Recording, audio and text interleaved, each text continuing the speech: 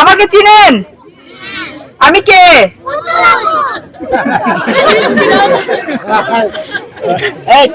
ওরা বেশি চিনে, ওদের আগ্রহটা অনেক বেশি। পুতুল তো কথা বলতে পারে না, এটা যে একটা কথা বলা পুতুল, এই জন্য ওদের আগ্রহটা বেশি। আপনারা সবাই ভালো আছেন? আমি পুতুল, আমি আপনাদেরকে আমাদের মেয়ে এই সাইড থেকে সরো। এই তোমাদের ক্যামেরা অত্যাচারে কাজও করতে পারি না, সরো সাইডে সরো। আমি তো আপনাদের বিটি বিটি হিসাবে আপনাদের কাছে আজকে কিছু চাইতে আসছি। আপনারা যারা এখানে বসে আছেন, আপনারা জানেন যে সামনে একটা নির্বাচন, জানেন তো সবাই? এই নির্বাচনে বিএনপির দেশনেত্রী বেগম খালেদা জিয়া 3টা আসন থেকে নির্বাচন করবে। জানেন আপনারা এটা? জানেন তো? কারা কারা জানেন না দেখি হাত তুলেন তো। জানেন না? জানে, সবাই জানে। বাংলাদেশে 18 কোটি মানুষের ভেতরে, 18 কোটি বুঝেন, 18 কোটি মানুষের ভেতরে 300 আসনে 300 জনকে নির্বাচন করার জন্য মনোনীত করা হয়েছে। এটা তো জানেন? করা হবে, 237 জন করা হয়েছে, বাকিগুলো করা হবে। সেই 300 আসনের ভেতরে একটি আসন লালপুর বাগাতিপাড়া নাটোরাকে আপনাদের বিটি ফারজানা শারমিন পুতুলকে ধানের শীষ দিয়ে দল পাঠাইছে, এটা জানেন? আল্লাহর কাছে শুকরানা আদায় করা উচিত তাই সম্মানের জন্য। আরো আছে এই 300 আসনের ভেতরে 10টি আসনে সরাসরি নির্বাচন করার জন্য 10 জন নারীকে মনোনয়ন দেওয়া হয়েছে। সেই 10 জনের ভিতরে আপনাদের কন্যা, আপনাদের সন্তান ফারজানা শারমিন পুতুল একজন। এটা কি আপনারা জানেন? জানতে হবে, কারণ আল্লাহ তাআলা এই সম্মান যেটা আমার নসিবে এবং আপনাদের নসিবে রেখেছে, এটার জন্য আমাদের সৃষ্টিকর্তার কাছে, আল্লাহ তাআলার কাছে শুকরানা আদায় করা উচিত। এটা অনেক বড় সম্মান। এখন এই সম্মান যেটা আল্লাহ তাআলা দিয়েছেন, দল দিয়েছে, এই সম্মানকে তো আমাদের বহুগুণ করে দলের কাছে ফিরাই দিতে হবে না? কেন হবে? এই সম্মান দলের কাছে ফিরাই দিয়ে বহুগুণ আমার লাভটা কি? মনে মতো প্রশ্ন আসে না? সম্মান ফিরাই দেওয়া মানে তো ধানের শীষকে ভোট দিয়ে জয়যুক্ত করে সংসদে পাঠানো, এটা তো। ধানের শীষকে কেন ভোট দিব আমরা? বিএনপি কে কেন ভোট দিব আমরা? মনের মধ্যে প্রশ্ন তো আসে। বিএনপি কে এই কারণে ভোট দেব আমরা। ওইখানে এক চাচা বলছেন বিএনপি ভোট দিলে আমরা শান্তিতে ঘুমাইতে পারবো বিটি। সেটাই হচ্ছে কথা। কারণ গত 17 বছর এই যে রাস্তা দিয়ে আসছিলাম, সকল মা বোনের একই কথা, বাপদাদাদের একই কথা, বিটি আমার রাস্তা দেখে যাও, রাস্তা দেখে যাও। গত 17 বছর আমরা কথা বলতে পারছি? আপনারা আমার চেহারা দেখছেন? 17 বছর থেকে আপনারা এখানে ছিলেন, আমিও তো এখানে ছিলাম। কিন্তু 17 বছরে এমন এক শাসন ব্যবস্থা ছিল, আমাদেরকে আসতে দেওয়া হয়নি আপনাদের কাছে, অথবা আপনাদেরকে যেতে দেওয়া হয়নি আমাদের কাছে। এই অবস্থার আমরা শেষ চাই তো সবাই। আমরা আগামী ফেব্রুয়ারি মাসে 2026 সালের ফেব্রুয়ারি মাসে জাতীয় নির্বাচন যেটা হবে, সেই নির্বাচনে আমাদের দায়িত্ব হচ্ছে ধানের শীষকে ভোট দিয়ে জয়যুক্ত করতে হবে। কিন্তু ধানের শীষকে ভোট কেন আমরা দিব সেটা আমাদেরকে জানতে হবে। এই যে আমাদের সামনে যে মা বোনেরা বসে আছেন, আমাদের নামে তো বিধবা ভাতা কার্ড আছে, গর্ভবতী কার্ড আছে, তারপরে আরো অনেক কার্ড আছে না? এই কার্ড কি যাদের নামে আছে সবাই পাই আমরা? বিক্রি হয়ে যায় না? কেন বিক্রি হয়? 17 বছর আমাদের সব থেকে বড় অধিকার যেটা ভোটাধিকার, ভোট দেওয়ার অধিকার, এটা আমরা দিতে পারি নাই। যদি ভোট দিয়ে আমরা আমাদের প্রতিনিধি নির্বাচন করতে পারতাম, তাহলে এই কার্ড বিক্রি করার সাহস কারো হইতো না। সেজন্য এখন যে ভোটের একটা সময় এসছে, আমাদেরকে কি করতে হবে? ভোট দিতে হবে। কাকে ভোট দিতে হবে? যারা আমাদেরকে ভালো রাখবে। তাহলে বিএনপি আমাদের জন্য কি করবে? বিএনপি এই মা বোনদের জন্য একটা করে পারিবারিক কার্ড, ফ্যামিলি কার্ডের ব্যবস্থা করবে। যদি ক্ষমতায় আসতে পারে বিএনপি, দেশ পরিচালনা করতে পারে, তাহলে ফ্যামিলি কার্ড হবে হচ্ছে শুধুমাত্র মেয়েদের নামে। মেয়েদের নামে কেন হবে? কারণ দল চায় মেয়েদেরকে সম্মানিত করতে।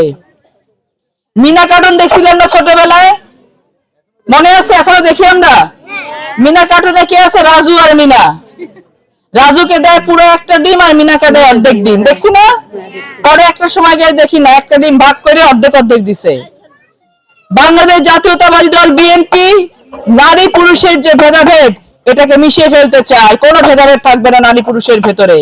আমার দুটো সন্তান একই ধরনের যোগ্যতা সম্পন্ন যেন হয়, আমার দুটি সন্তানকে একটি ছেলে এবং মেয়েকে যেন আমি একই ধরনের শিক্ষায় সুশিক্ষিত করতে পারি, তারা যদি যোগ্য হয় তারা যদি একই ধরনের চাকরি বাকরি দিতে পারি, আমার ছেলে যদি ডাক্তার হয় আমার মেয়েও ডাক্তার হওয়ার জন্য যদি যোগ্য করে তুলতে পারি, সেই ব্যবস্থা কিন্তু বিএনপি আপনাদের জন্য করবে।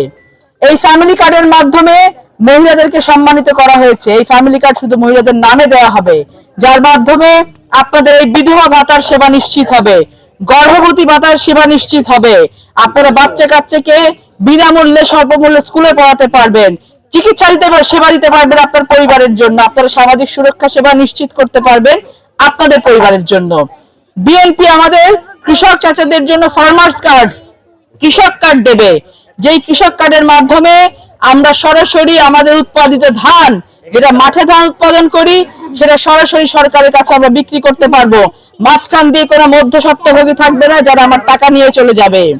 এইটা দিয়ে, এই কৃষক কার্ড দিয়ে আমরা ব্যাংক থেকে স্বল্প সুদে লোন নিতে পারবো, যেই লোন দিয়ে আমরা ফসল উৎপাদন করে আবার লোন শোধ করতে পারবো। এই কৃষক কার্ড দিয়ে আমরা ইন্স্যুরেন্স করতে পারবো, আমার ধানের ইন্স্যুরেন্স। অনেক সময় ধান নষ্ট হয়ে যায় না, পোকা ধরে নষ্ট হয়ে যায়, অনেক সময় মানুষ শত্রুতা করে ধান নষ্ট করে দেয়, সেই ধানের জন্য ইন্স্যুরেন্স করা যাবে। যে আমার 2 মাঠ ভর্তি ধান আছে, ইন্স্যুরেন্স করলে যদি কোনো কারণে ঘটনাগ্রস্ত আপনার ধান নষ্ট হয়ে যায়, সরকার আপনাকে সেই টাকা দেবে। এই সকল সুযোগ সুবিধা নিশ্চিত করা যাবে কেবল এবং কেবলমাত্র যদি ধানের শীষকে জয়যুক্ত করে আপনারা সংসদে পাঠাতে পারেন।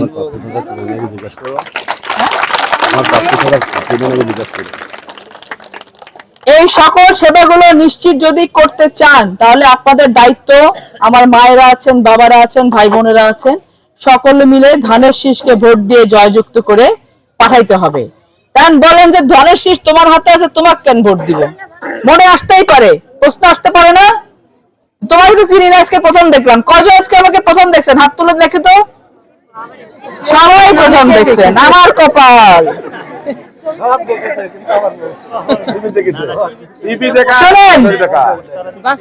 আজকে যদি আমি তো আপনাদের বেটি, পটল তো আপনাদের বেটা ছিল না? পটল বেটা ছিল আপনাদের? পটলকে চিনতেন? কথা বলো গো। পটলকে চিনতেন? চাচা পটলকে চিনতেন না? কে ছিল আপনাদের বেটা? এত এত ভালোবাসছেন না পটলকে? ওই ভালোবাসার থেকে এক চিমটি দিতে পারবেন না আমাকে? ওই এক চিমটি দিয়ে দেখেন আমাকে, লালপুর বাগাতিপাড়ার প্রত্যেকটা ঘরকে আমি স্বর্গ বানাই দিব ইনশাআল্লাহ। আজকে যদি পুতুল জিতে আপনার ঘরে এই কন্যা সন্তান জিতবে, আজকে যদি পুতুল জিতে জিতবেন আপনি, আজকে যদি পুতুল জিতে জিতবে লালপুর বাগাতিপাড়ার প্রত্যেকটা ঘর ইনশাআল্লাহ। এই যত রাস্তাঘাট আছে প্রত্যেকটা রাস্তাঘাট আমি যেগুলো কাঁচা আছে সবগুলো পাকা করবো। অলরেডি 14টা রাস্তার কাজ আমি করতে দিয়ে আসছি ঢাকাতে, বাকিগুলোর কাজ আমি করে দেবো ইনশাআল্লাহ। এই রাস্তাঘাট ঠিকঠাক হলে আমার যেসব যুবক ভাইয়েরা আছে, আচ্ছা আমাকে বললে রাস্তার টেন্ডার হয়ে গেছে, খুব কাজ শুরু হয়ে যাবে ইনশাআল্লাহ। আমাদের যে যুবক ভাইয়েরা আছেন, এই যুব সমাজকে বিপদগামী করা হচ্ছে না। আমার ছেলে পেলেরা কথা শুনে না, বাপ মায়ের কথা শুনে না, চাকরি বাকরি নাই, ব্যবসা বাণিজ্য নাই, করবে কি ছেলে পেলে? ব্যবসা প্রতিষ্ঠান বানানো হবে এখানে, যেই ব্যবসা প্রতিষ্ঠানে গিয়ে আপনি, আপনার মেয়ে, আপনার ছেলে চাকরি বাকরি করে এখানেই থাকতে পারবেন, বিদেশ গিয়ে চাকরি বাকরি করা লাগবে না। যখন কর্মসংস্থান হবে, যখন শিল্প প্রতিষ্ঠান গড়ে তোলা হবে এখানে, তখন এই শিল্প প্রতিষ্ঠানকে কেন্দ্র করে আশেপাশের সমস্ত অঞ্চল কিন্তু উন্নত হয়ে যাবে। সেটা এখানেই হবে এবং এখানেই করতে হবে ইনশাআল্লাহ। যারা যুবক আছেন তারা চাকরি বাকরিতে অ্যাপ্লাই করার জন্য কিন্তু অনেকের সাথে পয়সা থাকে না। বিএনপি ক্ষমতায় আসলে বিএনপি বেকারদের জন্য বেকার ভাতার ব্যবস্থা করবে, যারা ওই বেকার ভাতা দিয়ে তারা চাকরি বাকরির জন্য দরখাস্ত করে চাকরি বাকরি পাওয়া পর্যন্ত অপেক্ষা করতে পারে। আর কোন দল কি এসব সুযোগ সুবিধা নিয়ে আপনাদের কাছে আসছে? কেউ আসছে? কি বলছে? মরে যেতে কইছে না? জান্নাত দিবে তো জান্নাত তো মরে না গেলে বলেন কেমনে? তাইলে বাঁচতে তো হবে। বাঁচার জন্য যেসব সুযোগ সুবিধার প্রয়োজন আছে সেই সুযোগ সুবিধা বিএনপি আপনাদেরকে দেবে। আপনাদের সন্তানকে আপনারা জয়যুক্ত করে ধানের ভোট দিয়ে সংসদে পাঠান। আমি নিশ্চিত করছি, আপনাদেরকে কথা দিচ্ছি, সরকার ঘোষিত যত সুযোগ সুবিধা আছে সবগুলোর যাত্রা আমি শুরু করব লালপুর বাগাতিপাড়ার মাটি থেকে ইনশাআল্লাহ। আপনারা সকলে ভালো থাকেন, সুস্থ থাকেন। এই গ্রামের নাম কি? এই গ্রামের নাম কি? কাজীপাড়া। কাজীপাড়ার পাপ্পুকে চিনেন? চিনেন? কে এটা? ভালো লোক না খারাপ লোক? খারাপ লোক কে কে বলবেন? হাত তুলেন দেখে। নাই, পাপ্পু এখানে নাই, বলেন কে বলবে না? আচ্ছা ঠিক আছে, সবাই মিলে, আমি পাপ্পুরও বিটি, ভালো লোক তো পাপ্পু, আমি পাপ্পুরও বিটি, সবাই মিলে আমার জন্য দোয়া করবেন। হাত তুলে দেখাই যে দোয়া করবেন আমার জন্য। Thank you so much. আমি আবার আসবো আপনাদের কাছে, কালকে থেকে আমার জন্য ভোট চাইতে যাবেন সবার কাছে কাছে ইনশাআল্লাহ। 15 সন্তানের জননী দেখতে যাব। 15 সন্তানের জননী। আচ্ছা ঠিক আছে, চল। সম্মানিত উপস্থিতি, এই যে পুতুল এতক্ষণ আপনাদের কাছে বক্তব্য দিল, আমি পুতুলের জানার জন্য বলছি, তুমি যেখানে দাঁড়িয়ে আছো এটা আমার বড় চাচার বাড়ি। আমার বাড়ি এই যে ঘরটা দেখছো, এটা আমার যখন ঘর ছিল, ধানের ঘর ছিল, এটা আরো বড় ছিল, 4টা ঘর ছিল। আর সবচেয়ে বড় কথা, আমার বড় আব্বা হচ্ছে গ্রাম সরকার ছিল, জিয়াউর রহমানের আমলে গ্রাম সরকার করেছিল, সেই গ্রাম সরকার ছিল, ঠিক আছে। আর এখানে যারা বসে আছে, কেউ আমার চাচি, কেউ আমার ফুবু, কেউ আমার দাদি, কেউ আমার ভাস্তে, এ সবাই। কত কথা বলেন কেন? না ঠিক আছে, তুমি বলছো ভালো কথা, তোমাদের উদ্দেশ্যে বলছি।